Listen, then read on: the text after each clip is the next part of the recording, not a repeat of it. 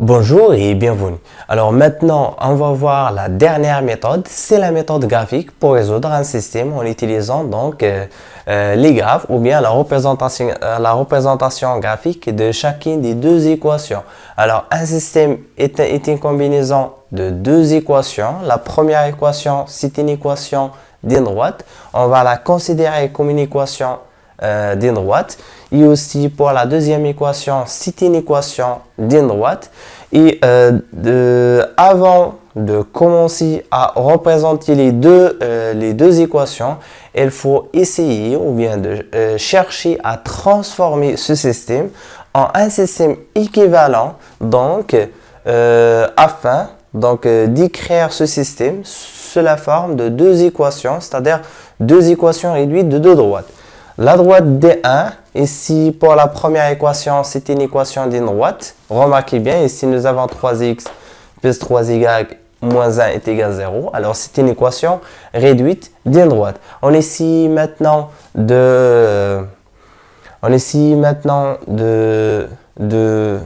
d'isoler y, c'est-à-dire d'écrire ou bien d'obtenir à partir de cette équation l'équation réduite. Rappelez bien la forme ou bien l'expression d'une équation réduite d'une droite. Si nous avons par exemple une droite dans la représentation dans sa représentation dans un repère orthonormé, l'équation réduite d'une droite, c'est tout simplement y en fonction de x. Il faut essayer d'écrire y en fonction de x, en multipliant x par un coefficient que l'on appelle un coefficient directeur, c'est ax plus b, ou bien en général c'est px plus m, tel que a et b, ce sont donc le coefficient directeur de cette droite, et b et m, ce sont donc l'ordonnée à l'origine de la droite. Donc on essaie de transformer les deux équations afin de réécrire sous la forme d'une équation réduite, c'est-à-dire il faut chercher y en fonction de x dans la première équation et chercher y en fonction de x dans la deuxième équation, et comme ça vous allez obtenir donc un système équivalent au premier système qui sont deux équations de deux droites. La première équation, c'est une équation d'une droite. Alors, essayons maintenant de transformer la première équation. Il faut chercher à isoler y à gauche et déplacer les autres membres à droite par rapport toujours au symbole d'égalité. Alors, on va écrire y est égal. Ici encore, y est égal ou bien moins y, et par la suite en multipliant tout par moins.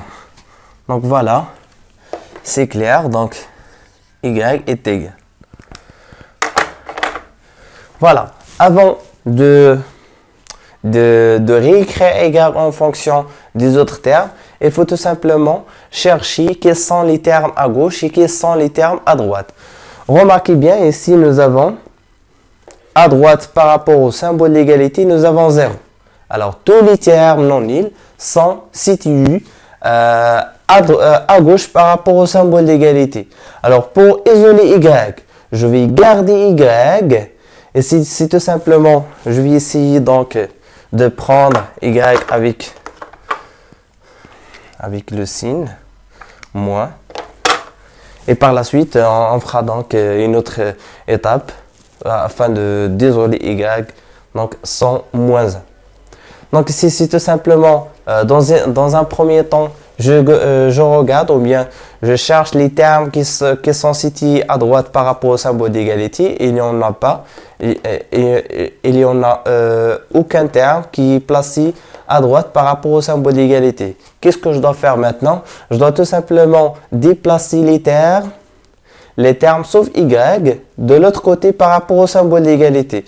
Et si nous avons, premièrement, il faut commencer par les inconnus, par les termes c'est-à-dire les termes en x. Et si je déplace ce terme de l'autre côté, il va devenir précédé par le signe contraire de 3. Alors 3, il est précédé par un signe plus, elle va devenir moins 3. Et ici, moins 1, il va devenir plus 1. Voilà. J'écris y est égal moins 3 et x plus 1. J'obtiens donc une autre équation. Donc, c'est une équation équivalente à la droite D1. Voilà. Et par la suite, je vais obtenir l'équation réduite de cette droite à partir de cette équation. Je vais essayer de transformer cette équation. Donc, c'est tout simplement, il faut transformer les termes, les autres termes. Laisser le terme en Y à gauche et les autres de l'autre côté. Donc, je vais déplacer 5 de l'autre côté. Il va devenir précédé par un signe moins. Moins 5x. Ici, c'est plus 7. Donc, c'est moins 5. X plus 7. Or, donc, j'aimerais donc Y en fonction de X. Ce n'est pas moins Y. Ce qu'on doit faire, on va multiplier donc les deux membres de cette égalité par moins 1. Moins 1 multiplié par moins 1, c'est plus. Donc, c'est plus Y, c'est Y. Moins 1 multiplié par moins 5, c'est 5. Voilà, c'est 5x. Et moins 1 multiplié par plus 7, c'est moins 7. Voilà, je vais essayer de changer les signes. Tous les signes ici. Donc, c'est tout simplement plus Y est égal plus 5 moins 7. Voilà les deux équations maintenant. Je vais, dans un premier temps, il faut transformer le système en un autre système équivalent donc, afin d'apparaître l'équation réduite des deux droites. Donc, l'équation réduite de la première droite, l'équation réduite de la deuxième droite. Et par la suite, il faut comparer donc les coefficients des réacteurs. Pourquoi on compare les coefficients des réacteurs? Parce que tout simplement, si nous avons deux... rappelez bien la position relative de deux droites. Si nous avons deux droites qui sont parallèles, alors leurs coefficients des réacteurs sont égaux. S'ils sont égaux, alors le système, on déduit que le système n'a aucune solution. Alors, chercher la solution d'un système de deux équations à deux inconnus, des premiers degrés à deux inconnus, revient à chercher l'intersection des deux droites. C'est-à-dire il faut représenter graphiquement la droite D1 et la droite D2 dans un même repère orthonormé et chercher le point d'intersection. Le point d'intersection, c'est le couple où il y a donc la solution de ce système. Donc voilà, on va essayer maintenant de tracer un repère. On a, avant de tracer les deux droites dans un repère orthonormé, il faut donc chercher les deux coefficients. S'ils sont égaux, vous n'êtes pas obligé de tracer graphiquement les deux droites afin de remarquer qu'il n'y a pas d'intersection. Si deux droites parallèles, ce sont deux droites qui ne se coupent jamais, c'est-à-dire ils n'ont aucun point d'intersection. Donc, ils n'ont aucun point commun. Donc, c'est-à-dire que les deux droites ici, donc on a moins 3 est différent de 5, alors D1 et D2, D1 et D2 se coupent en un point. En un point. C'est-à-dire, il existe un point. C'est-à-dire, il existe un point donc, commun entre les deux droites D1 et D2. Voilà. Maintenant, j'essaie de représenter graphiquement les deux équations, donc les deux droites D1 et D2, dans un repère orthonormé. Et rappelez bien, qu'est-ce que c'est qu'un repère orthonormé?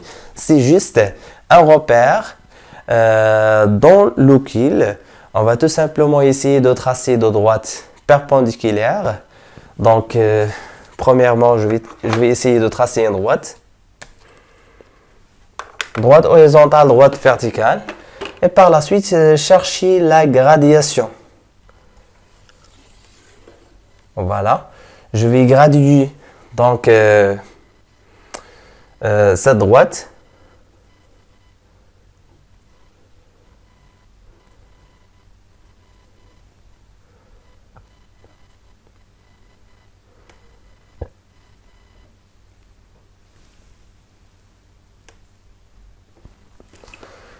Voilà. Premièrement, il faut tracer une droite horizontale Et deuxièmement, il faut chercher donc à tracer une droite perpendiculaire à cette droite. Voilà. Il faut qu'il se coupe au milieu, c'est-à-dire pour avoir donc l'intersection au milieu, pour avoir l'origine des repères. C'est tout simplement comme ça.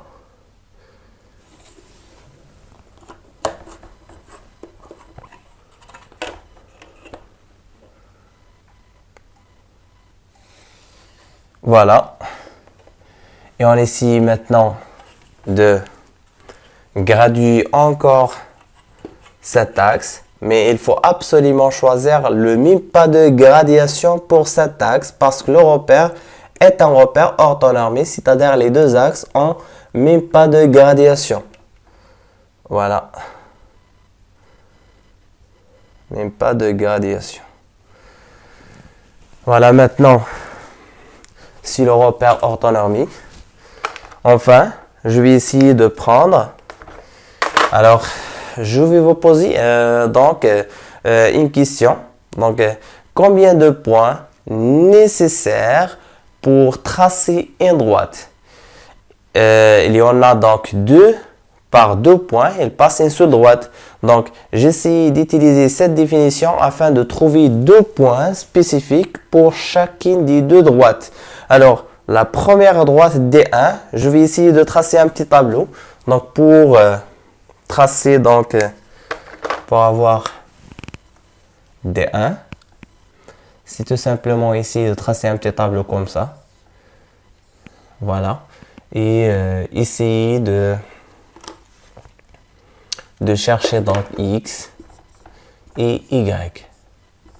Voilà, la première équation, remarquez bien, ici nous avons Y est égal à moins 3x plus 1.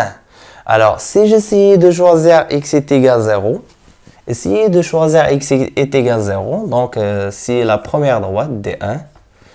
X est égal à 0, remarquez bien, si vous essayez de remplacer x par 0 ici dans cette équation, vous allez obtenir Y est égal à quoi? Donc, moins 3 multiplié par 0 plus 1, ça donne 0 plus 1, ça donne 1. Voilà, c'est pour cela, on va obtenir Y est égal à 1. Voilà, le point 0,1, c'est un point appartenant à la droite D1.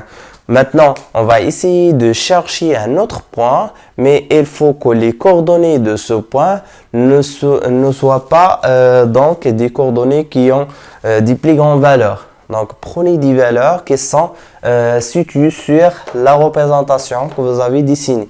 Donc, voilà. On essaye maintenant de choisir une autre valeur. Si j'essaye de choisir par exemple 1, je vais choisir x est égal à 1. Donc, y est égal à quoi? Y est égal à moins 3 fois 1 plus 1. Moins 3 fois 1, c'est moins 3. Moins 3 plus 1, ça fait 1 moins 3. Ça fait donc moins 2. Voilà, c'est 1 moins 2. 1 moins 2. Donc, voilà la représentation graphique pour D1. C'est tout simplement, il faut prendre donc, il faut fixer x et chercher la valeur de y correspondant. Il faut toujours fixer x, donner x à une valeur et chercher la valeur de y pour chacune des 2 équations. Alors, deuxièmement, je vais essayer de chercher donc un autre tableau pour la deuxième droite. Donc, je vais essayer de dessiner donc, ce petit tableau ici pour D2.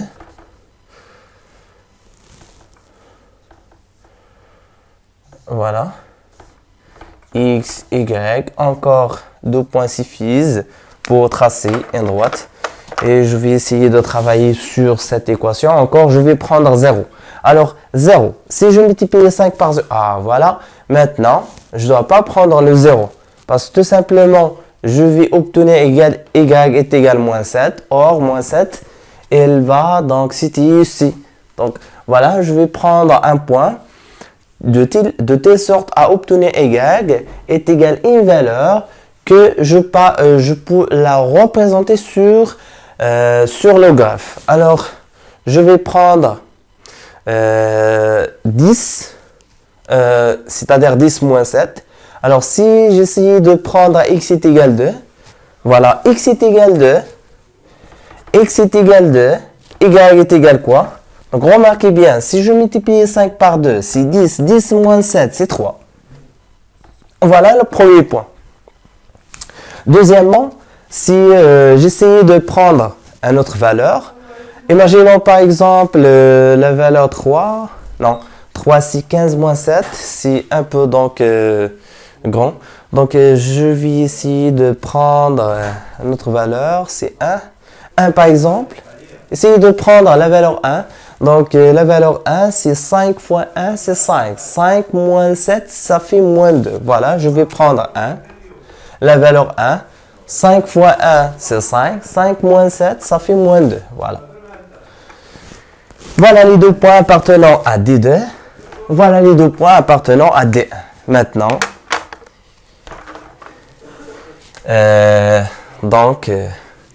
il suffit de placer les deux points dans ce repère. Donc c'est 0, 1. Voilà, c'est tout simplement, il faut essayer de mettre ces deux points sur cet axe 0, 1. Et ces deux points encore sur cet axe. Tous les nombres sont positifs pour x. Par contre, pour y, nous avons 1. 1, ça sera donc ici. Et moins 2, ça sera donc ici. Moins 1, ici. Encore, ici c'est 3. 2, 3. Voilà, 1, 2, 3.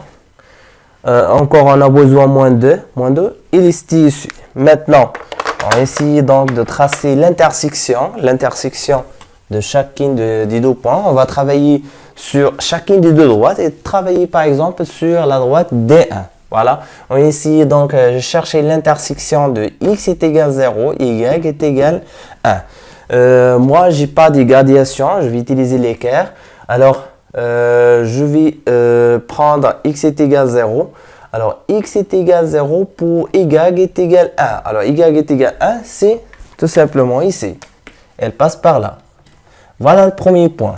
Je vais prendre par exemple A1, B1. Ici, c'est A2, B2. C'est B2. Il faut tout simplement placer les deux points. A1, B1, A2, B2. Donc, de coordonnées 2, 3, de coordonnées 1, moins 2, de coordonnées 0, 1, de coordonnées 1, moins 2.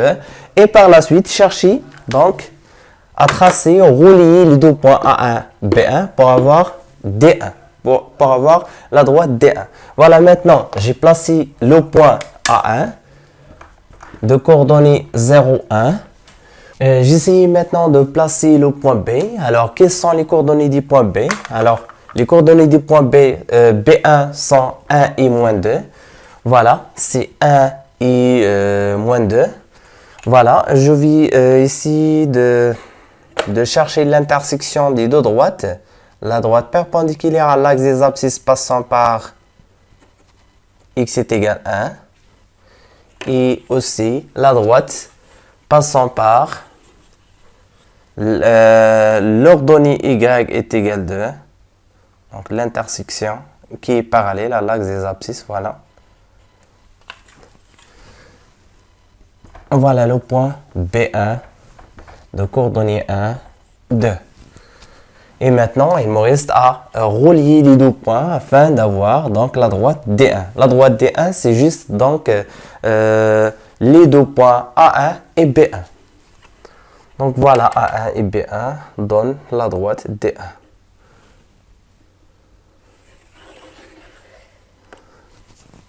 La droite D1. Maintenant, j'essaie de tracer la droite D2. Alors, pour la droite D2, c'est tout simplement, c'est une droite passant par les deux points A2 et B2. Remarquez bien, ici, nous avons A2. A2 de coordonnées 2, 3. Alors, je vais essayer de chercher 2, où se trouve 2, sur l'axe des abscisses. Voilà, 1, 2. Voilà, c'est ici.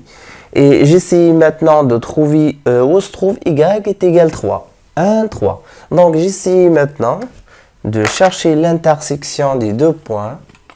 Donc voilà, toujours je prends la perpendiculaire à l'axe des ordonnées passant par y est égal 3. Et la perpendiculaire à l'axe des abscisses passant par x est égal 2.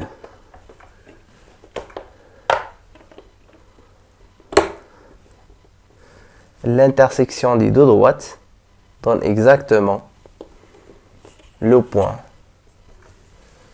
A2. Remarquez bien, A2, de coordonnées donc 2, 3. Cherchons maintenant le deuxième point pour avoir donc la droite D2. Ici, le point B2 de coordonnées x est égal 1, de coordonnées 2, de coordonnées 1, moins 2. 1, ça se trouve ici, moins 2, ça se trouve ici. Voilà, c'est un point qui est confondu, remarquez bien, il est confondu avec P1. Alors, B2 et B1, elles ont même coordonnées. Alors, ce sont deux points qui sont confondus. Remarquez ici, voilà, c'est B2, ça sera donc ici B2, de coordonnées encore 2, 1 moins 2. Voilà. Donc, la droite D2, passant par les deux points A2, B2, c'est juste la droite joignant donc les deux points A2 et B2.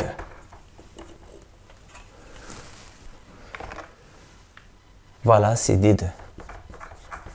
Donc maintenant, je dois conclure quelle est la solution de ce système. Parce que l'objectif de cette représentation graphique, c'est juste trouver la solution de cette équation, de ce système.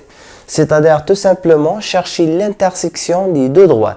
Alors l'intersection des deux droites, c'est le point B1 ou le point B2.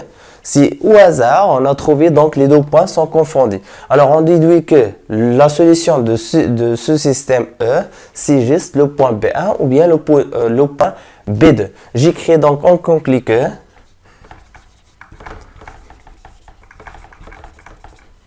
la solution de E et le couple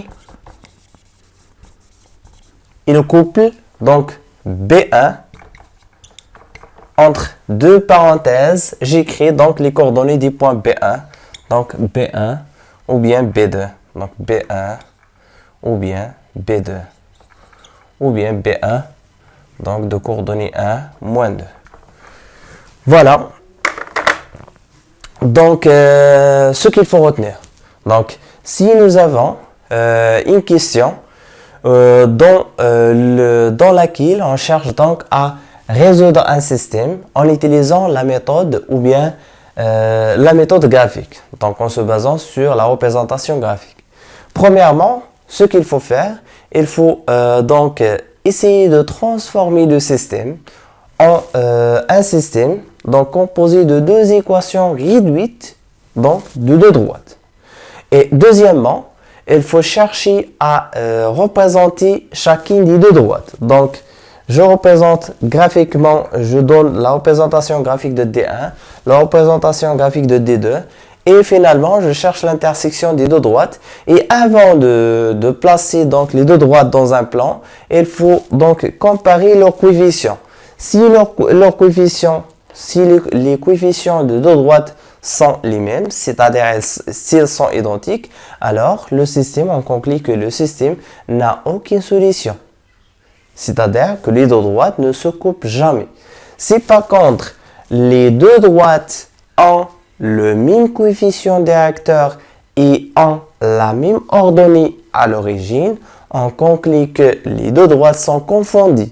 Si elles sont confondues, alors on déduit que le système admet une infinité de solutions. Voilà. Et si les deux coefficients directeurs ne sont pas identiques, s'ils sont différents, on essaye de tracer les deux droites dans un repère orthonormé et on cherche donc le point d'intersection.